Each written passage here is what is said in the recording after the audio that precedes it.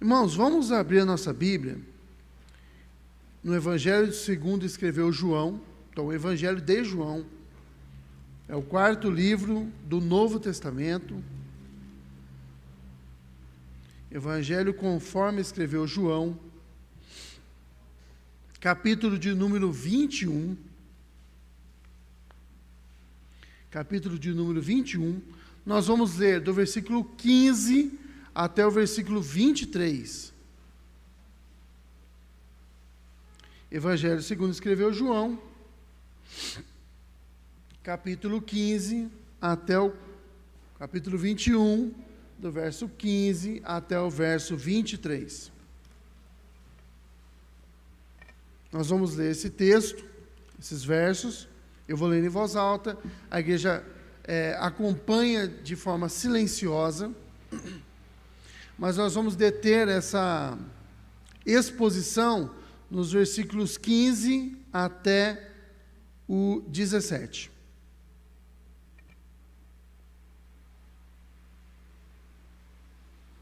Leamos a palavra do Senhor. Depois de terem comido, perguntou Jesus a Simão Pedro: Simão, filho de João, amas-me mais do que estes outros? Ele respondeu: Sim, Senhor, tu sabes que eu te amo.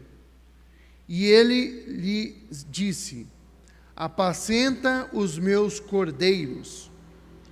Tornou a perguntar-lhe pela segunda vez: Simão, filho de João, tu me amas?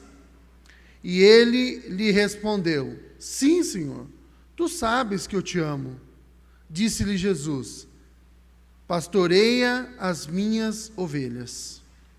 Pela terceira vez, Jesus lhe perguntou: Simão, filho de João, tu me amas? Pedro entristeceu-se por ele lhe ter dito pela terceira vez: tu me amas? E respondeu-lhe: Senhor, tu sabes de todas as coisas, tu sabes que eu te amo. Jesus lhe disse: apacenta as minhas ovelhas. Em verdade te digo que, quando eras mais moço, tu te cingias a ti mesmo e andavas por onde querias. Quando, porém, fores velho, estenderás as mãos, e outro te cingirás, e te levará para onde não queres. Disse isto para significar com que gênero de morte Pedro havia de glorificar a Deus.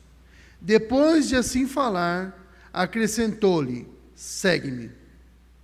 Então Pedro, voltando-se, viu que também o ia seguindo o discípulo, a quem Jesus amava, o qual na ceia se reclinara sobre o peito de Jesus, e perguntara: Senhor, quem o trairá? Vendo-o, pois, Pedro perguntou a Jesus: e quanto a ele? Respondeu-lhe Jesus: se eu quero que ele permaneça até que eu venha, que te importa? Quanto a ti, segue-me. Então se tornou corrente entre os irmãos o dito de que aquele discípulo não morreria. Ora, Jesus não dissera que tal discípulo não morreria, mas, se eu quero que ele permaneça até que eu venha, o que te importa? Amém.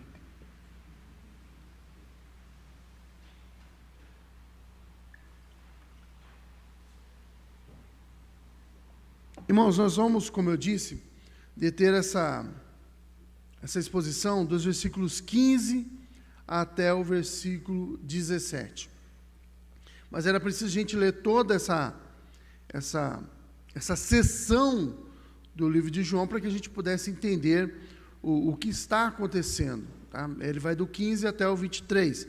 Ele faz parte de uma seção um pouco maior do livro de João, que nós chamamos de uma espécie de epílogo, tá, desse livro. Então, se você for ler o livro de João, o Evangelho segundo João, eu estou dizendo se você for, mas eu Você tem que ler, tá?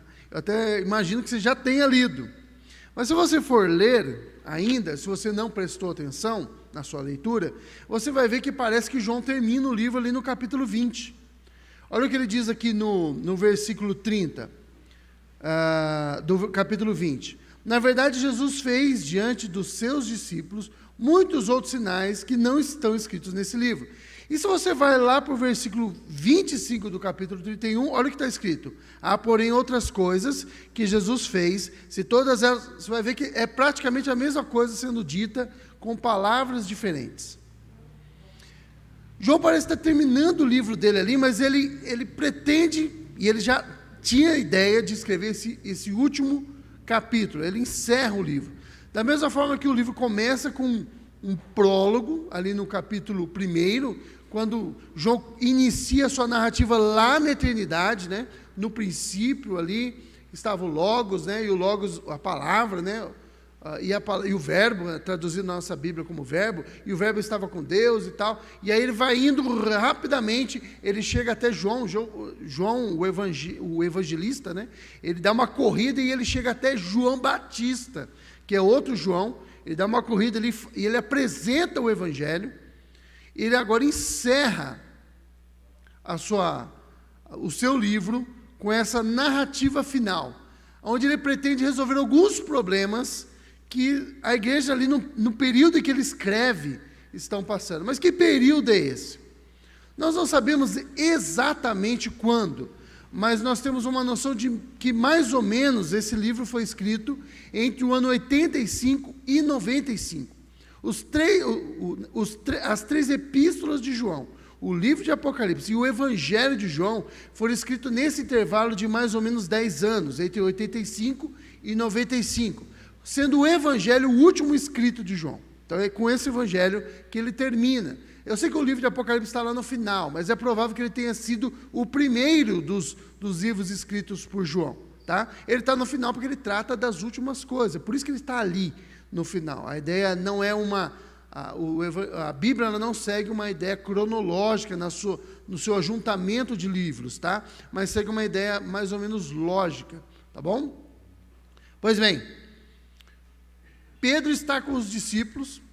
Jesus já havia ressuscitado, ele já havia aparecido 2 vezes para os discípulos. Ele aparece uma primeira vez num cenáculo que eles estão ali trancados, escondidos. Jesus se faz presente no meio deles. Essa aparição de Jesus é assombrosa, eles ficam bastante assustados com aquilo. A gente, quando lê essas passagens, irmãos, a gente não tem a real percepção do que esses discípulos estão passando. E a gente olha e fala assim, mas por que eles não entenderam que Jesus apareceu ali no meio? Mas aquilo ali era tudo inédito. É que nós nos acostumamos com o Evangelho. Mas imagina que você estava ali com os discípulos, e está ali os 11, e de repente agora de 11 tem 12. No meio deles ali aparece Jesus. Eles não estavam preparados para aquilo. E às vezes quando você fala, eles falam assim, eles veem Jesus andando nas águas e pensam que é um fantasma. Aí você fala, como que os discípulos pensam uma coisa dessa? Mas veja, ninguém nunca tinha visto algo assim acontecer. O que você faria se você visse algo assim acontecer e nunca tivesse lido os evangelhos? Você ia ficar tão assombrado quanto os discípulos ficaram. E Jesus aparece ali, come com eles, conversa com eles e vai embora. Tomé não está naquela reunião. Quando Tomé chega, ele ouve falar de que Jesus tinha aparecido, ressuscitado, e ele não acredita. Ele não crê. Nós também julgamos rapidamente o Tomé, mas se põe no lugar do Tomé. E aí, alguns dias depois, Jesus aparece novamente. Dessa vez Tomé está no meio, e Tomé tem um encontro com Jesus. Ele fica assombrado, e Jesus se dirige diretamente para ele e fala, vem aqui, põe a mão nas minhas marcas. As marcas eram os distintivos, né? A gente chama essas marcas de estigmas, né? Eles eram os distintivos do Jesus. Ele sempre mostra as marcas depois de ressuscitado. Põe a mão nas minhas marcas, põe a mão no meu lado, que foi perfurado pela lança, e seja um crente. E aí Tomé cai de joelhos e reconhece que Jesus não era só um homem. E ele faz a declaração que Rei meu e Deus meu. E o tempo, Jesus vai embora dessa reunião, o tempo passa, e Pedro, ele volta à antiga vida. Ele reúne mais 7 discípulos, olha, vamos pescar. Ele volta para a antiga vida dele de pescador. E eles estão pescando, nada acontece, ninguém pesca nada, e de repente eles ouvem uma voz dizendo, olha, joga a rede para a direita. Eles já tinham ouvido isso. Isso já tinha acontecido antes. Na primeira vez que Jesus chamou Pedro, no dia que ele vocacionou Pedro, que ele chamou Pedro para segui-lo, foi um evento parecido com esse. Uma madrugada infrutífera no mar, não pescaram nada, pela manhã, depois de ter tentado a noite inteira, eles estão chegando na praia exaustos, e Jesus está ali com uma multidão, e Jesus quer pregar. Jesus, então, para se afastar um pouco da multidão, ele pede o barco de Pedro emprestado, se afasta um pouco, e aí ele começa a pregar para aquela multidão, e depois de ter pregado, ele fala, olha, volta lá e pesca, e joga agora de novo as suas redes. E aí Pedro fala para ele, olha, Senhor, eu entendo desse negócio aí, e nós passamos a noite inteira pescando, não pegamos nada, mas sob as tuas palavras, porque o Senhor está dizendo, nós vamos tentar. E aí eles foram até lá. E Deus Jesus proporcionou uma grande pesca para eles. Quando eles voltam, Pedro já sabe que aquele homem ali não é qualquer homem. Ele sabe que aquele homem que está diante dele é alguém extraordinário, é alguém divino. E aí, depois de uma conversa, Jesus fala para ele, olha, segue-me. Bom, muito tempo depois, esse era o início da vida de Pedro com Jesus. Muito tempo depois, Pedro tinha voltado à sua antiga vida. E agora Jesus aparece para ele, proporciona uma nova grande pesca. E quando eles chegam dessa pesca maravilhosa, com muitos peixes, Jesus já está aguardando eles ali com pão, uma fogueira e peixes, e eles assentam toda ali, uma nova ceia é proporcionada para eles. Notem que não há suco de uva, não há vinho, porque Jesus havia prometido para eles que só beberia de novo vinho quando eles estivessem com ele no seu reino, mas há uma ceia ali, há um alimento ali preparado para eles, e aí eles estão comendo, a gente não sabe o que eles conversam até aquele momento, mas de repente, Jesus vira para Pedro e pergunta, Pedro, você me ama? Irmãos, existem algumas coisas nessa narrativa que na língua portuguesa a gente não consegue perceber. Mas se vocês tiverem um dia curiosidade, eu vou saciar um pouco dessa curiosidade para vocês hoje aqui. Mas se vocês tiverem a curiosidade e tentarem olhar lá no texto, ou ler algum comentário bíblico, você vai perceber que Jesus ele faz alguns trocadilhos de palavras aqui que a gente não percebe na língua portuguesa. Quando Jesus pergunta para Pedro, Pedro, você me ama? A palavra que Jesus utiliza ali é o amor mais sublime de todos. Ele fala, Pedro, você me ama mais do que tudo. E ele acrescenta, porque a hipérbole ali do amor mais sublime de todos não é suficiente. E aí Jesus acrescenta, mais do que a estes. Há uma grande questão envolvida nisso aí, nisso que eu acabei de dizer para vocês, porque quando Jesus fala assim, ó, mais do que estes, o que Jesus está querendo dizer com mais do que esses? Irmãos, Jesus poderia estar dizendo mais do que a esses seus companheiros. Por quê? Porque alguns dias atrás, não muitos dias antes, eles estavam numa outra ceia, e olha como Jesus ele trabalha de forma didática, ele reproduz a cena. E aí ele fala para aqueles discípulos, para os 12 que estão ali, ele fala, olha, essa noite todos vocês vão se escandalizar em mim, todos vocês vão me negar. E aí Pedro fala para ele, Pedro arrogante que era, como nós mesmos, né? Como a gente é. Ele falou para Jesus, olha Senhor, eles aí, ó, eles podem até te abandonar, mas eu não. Eu amo mais. A ideia é que Pedro está dizendo, não, eu amo mais o Senhor. Eles são fracos, mas o meu amor é mais forte.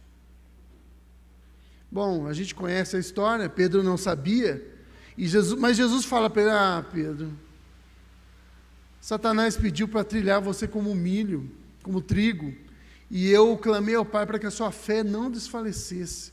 Antes que o galo cante 3 vezes, você vai me negar. Negaria 3 vezes, e o galo, Marcos diz que o galo cantou 2 vezes, tá? Você vai me negar 3 vezes. E Pedro, não, eu não vou negar. Bom, Pedro negou.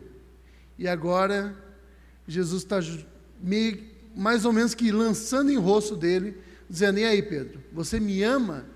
Ama mais do que os seus companheiros? Você ainda acha que você me ama mais?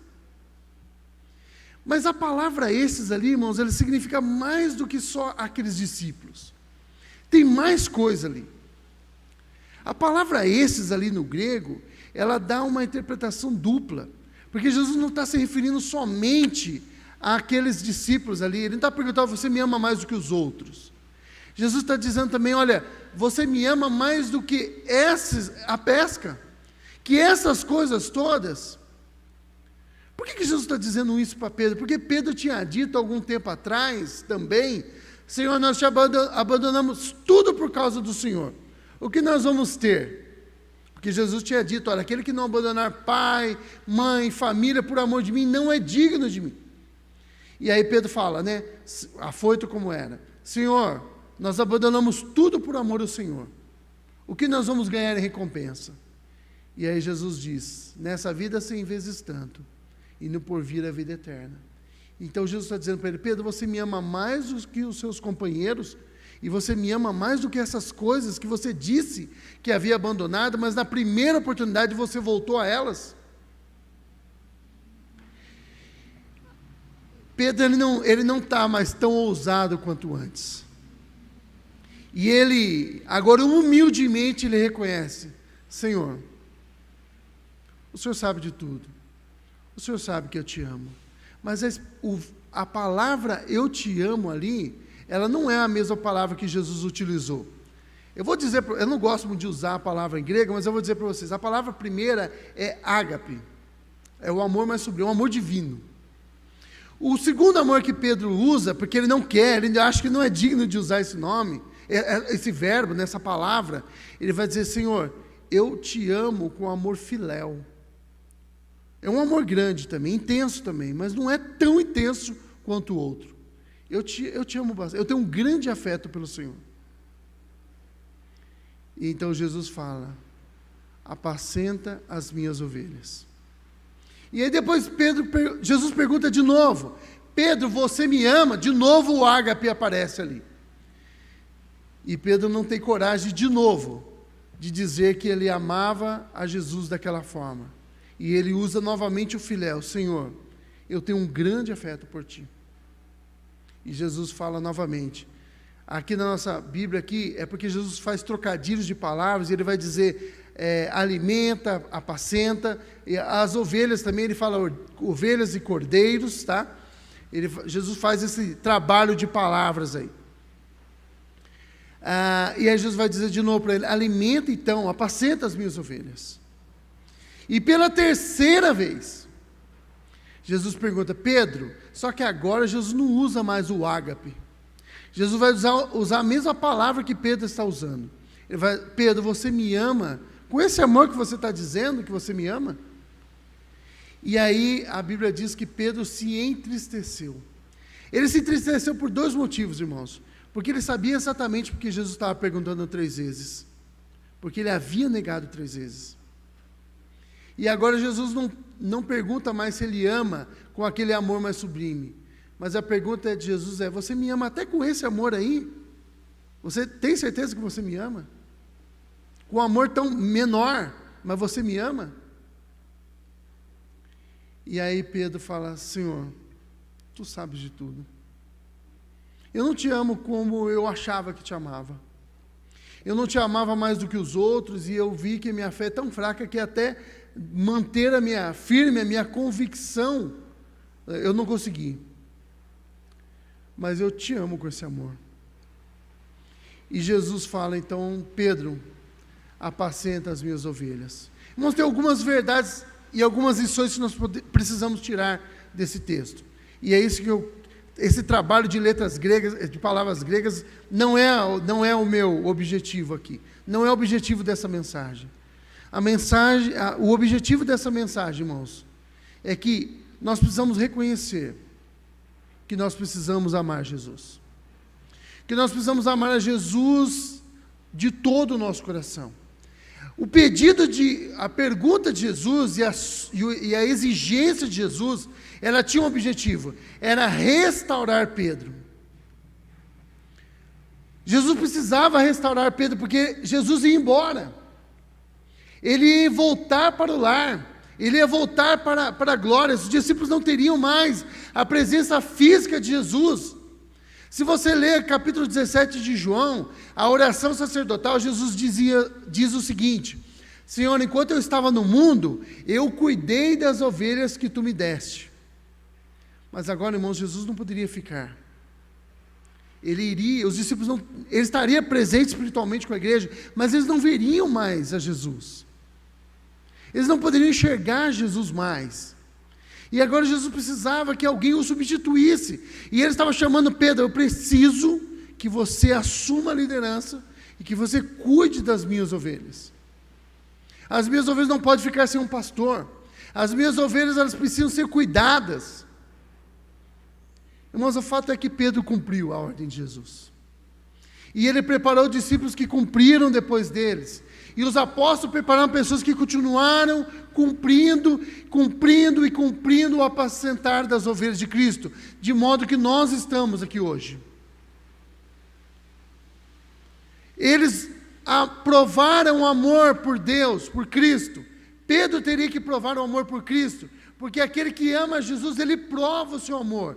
E como que provamos o amor para Cristo? Obedecendo os seus mandamentos. Jesus disse o que para Pedro? Apacenta as minhas ovelhas. E Pedro provou o amor para Jesus, apacentando as suas ovelhas. Nós provamos o amor por Cristo, irmãos, obedecendo a sua palavra. Jesus mesmo disse: vós sereis meus amigos, se fizerem o que eu vos mando. Irmãos, Deus não nos desampara. Outra lição que nós podemos tirar desse texto: Pedro estava arrasado. Pedro estava acabado.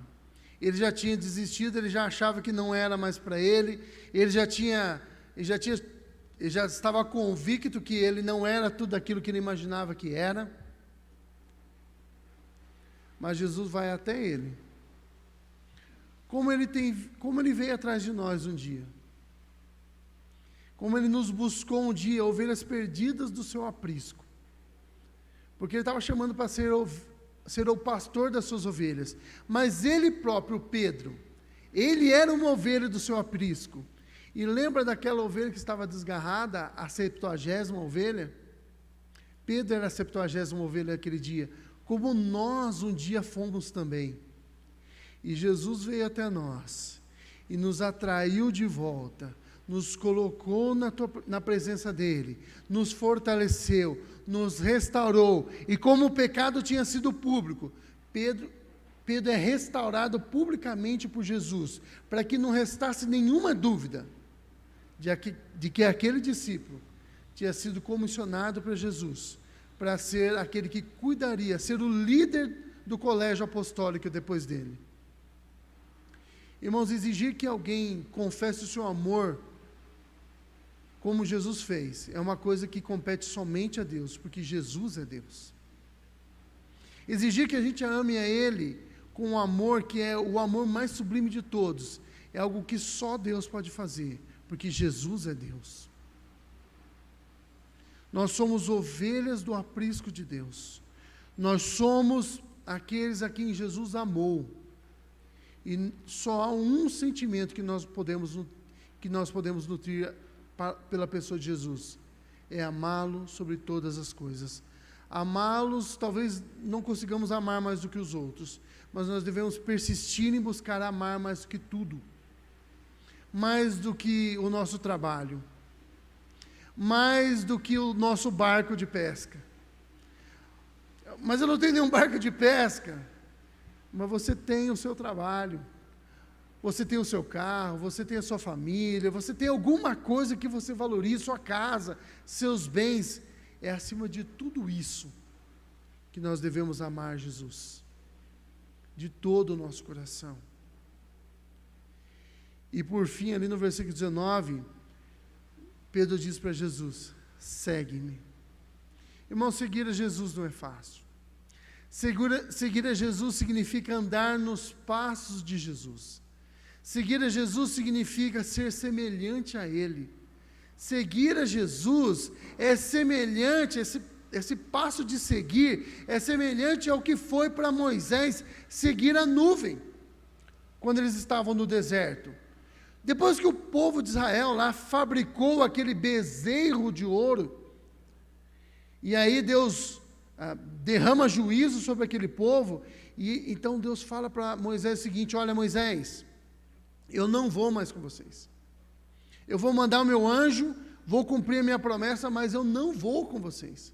Porque se eu for com vocês, eu não vou suportar o fato do seu povo, aí Deus joga assim, o seu povo, ser um povo obstinado, um povo que peca. Eu sou um Deus santo, eu não consigo andar com pecadores. E então, é lógico que Deus estava provando Moisés ali, e aí Moisés fala assim: Senhor, não é pelo fato do Senhor andar conosco, que nós somos o povo mais diferente da terra. Não é o fato do Senhor, que é santo, andar conosco, que nós somos diferentes. Senhor Deus, o Senhor não faz nem saber quem vai comigo. Mas eu quero dizer uma coisa para o Senhor: se o Senhor não for conosco, não nos faça sair daqui. É isso que eu digo, irmãos, toda vez que eu vou pregar. Senhor, se o Senhor não for comigo, não me faça levantar dessa cadeira. Irmãos, andar com Deus não é fácil. Por causa dessa decisão de Moisés, toda aquela geração morreu no deserto. E o próprio Moisés não pôde entrar na Terra Santa, na Terra Prometida. Naquela terra lá, na Canaã humana, aqui dessa terra. Se bem que Moisés entrou na Canaã celestial, ou ele está aguardando para entrar na Canaã celestial. Irmãos, andar com Jesus, nós estamos passando nesse deserto. Seguir a Jesus significa seguir em santidade. E toda vez que nós tropeçarmos no caminho, toda vez que nós falharmos com Ele, toda vez que nós quebrarmos o seu mandamento e afrontá-lo, essa é a palavra que eu queria, afrontá-lo com os nossos pecados, Ele vai nos corrigir e Ele será duro. Mas é pelo fato de Jesus andar conosco, irmãos, que nós somos o povo mais diferente dessa terra. É pelo fato de Jesus ser visto em nós, que todas as pessoas podem olhar e falar, podem nos odiar, mas elas têm que reconhecer: esse povo tem alguma coisa de diferente. É pelo fato de Jesus andar conosco. Jesus disse para Pedro: segue-me. E as palavras de Jesus a Pedro são aplicáveis a nós hoje. Você tem amado Jesus? Você tem amado Jesus mais do que tudo? Você tem amado Jesus mais do que a vida? Você tem amado Jesus ao ponto de segui-lo até o fim? Irmãos, o segue de Jesus aqui, eu não quero passar de onde eu disse que ficaria, porque é a mensagem do próximo culto. Então, se você quer saber como é que termina essa história aí, assista em casa lá a continuação desse sermão, porque eu vou pregar do restante. É uma artimanha que eu preparei aqui, entendeu? Assista o culto quando você chegar na sua casa. Mas seguir a Jesus, irmão, significou que Pedro foi morto por causa do testemunho que ele deu. Pedro morreu como um mártir. A palavra mártir, ela significa aquele que testemunha. Pedro testemunhou até o fim. E ele morreu por seguir a Jesus. Ame a Jesus. Ame Jesus mais do que tudo. Pedro, ele voltou à antiga vida. E Jesus, ele chama Pedro, se vocês notarem, ele chama Pedro de Simão o tempo todo. Foi Jesus que mudou o nome de Simão para Pedro. E ele fez isso quando ele chamou Pedro pela primeira vez, lá na primeira pesca miraculosa. E agora Jesus chama o tempo todo de Simão, Simão Pedro. Simão, Simão, Simão. O que ele está querendo dizer com isso? Simão, Pedro, você está se comportando como um antigo homem. Eu te tirei dessa vida já. Você voltou para... Eu disse para você que você deveria me seguir e eu te faria pescador de homens. Mas você voltou a pescar peixe. Você está se comportando como um velho homem. Mas eu não te chamei para ser o velho homem. Eu te chamei para apacentar as minhas ovelhas. Talvez você não apacente as ovelhas de Cristo. Talvez você não tenha sido chamado para ser um pastor. Mas talvez você seja... E com certeza você foi chamado para apacentar e cuidar daqueles que estão próximos a você, para cuidar do seu vizinho, para cuidar de um crente que está mais frágil na fé, para auxiliá-lo com conselhos, para auxiliá-lo com um bom testemunho, para orar por ele, para ficar do lado dele num momento difícil. Siga Jesus. Seja um verdadeiro cristão, para a glória de Deus Pai. Amém.